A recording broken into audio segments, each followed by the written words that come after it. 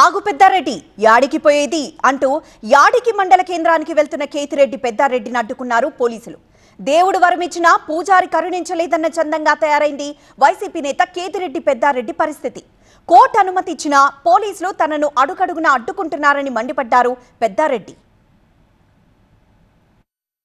ఏడాది క్రితం వరకు తాడిపత్రిని మకుటం లేని మహారాజులా శాసించిన కేతిరెడ్డి పెద్దారెడ్డి ఇప్పుడు తాడిపత్రిలో అడుగుపెట్టేందుకు పోలీసులను బతిమిలాడుకుంటున్నారు.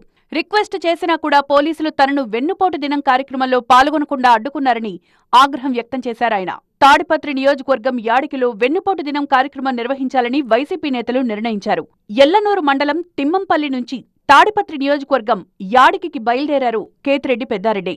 అయితే పోలీసులు తాడిపత్రి నియోజకవర్గంలో అడుగు పెట్టొద్దంటూ తనను అడ్డుకున్నారని ఆరోపించారు పెద్దారెడ్డి. ఎక్కడుంది చట్టం?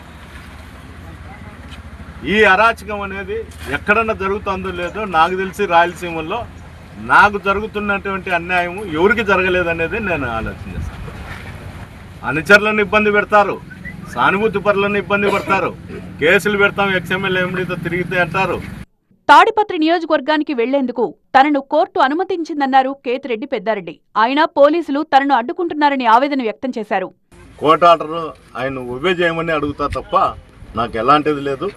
ఎట్టి పరిస్థితుల్లో వీళ్ళు పిలుచకపోకపోతే నేను ఈరోజు కానీ రేపు కానీ మొన్నాడు కానీ ఎస్పీ ఆఫీస్ దగ్గరికి పోయి తీరుతాను. తాడిపత్రిలో ఏం జరిగినా అనంతపురం ఎస్పీనే బాధ్యత వహించాలన్నారు పెద్దారెడ్డి.